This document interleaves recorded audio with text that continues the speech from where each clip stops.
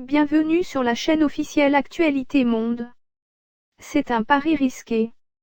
Le Texas a rouvert vendredi ses restaurants et centres commerciaux au lendemain de la journée la plus meurtrière du coronavirus dans l'État, un paradoxe qui résume la situation des États-Unis, où le déconfinement gagne du terrain sans que l'épidémie ait entamé un vrai reflux, avec 35 000 nouveaux cas et près de 2 000 morts sur la journée de vendredi.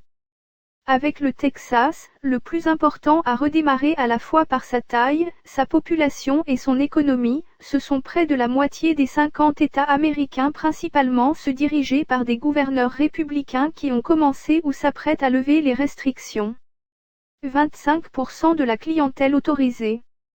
À Houston, le Gallery, plus grand centre commercial texan, a recommencé à accueillir des clients mais au compte-gouttes, et bon nombre d'enseignes sont restées closes. Magasins, restaurants et cinémas doivent limiter la clientèle à 25% de leur capacité. Au programme dans les restaurants, barrières en plexiglas autour du bar, des nappes, couverts et menus jetables, et des employés gantés et masqués.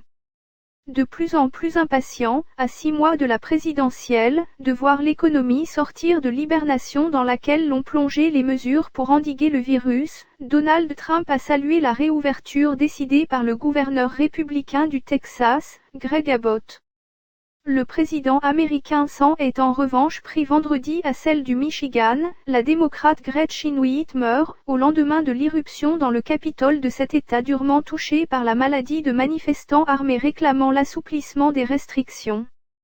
La gouverneure du Michigan devrait lâcher du lest et éteindre l'incendie. Ce sont des gens très bien, mais ils sont en colère, a tweeté le milliardaire républicain.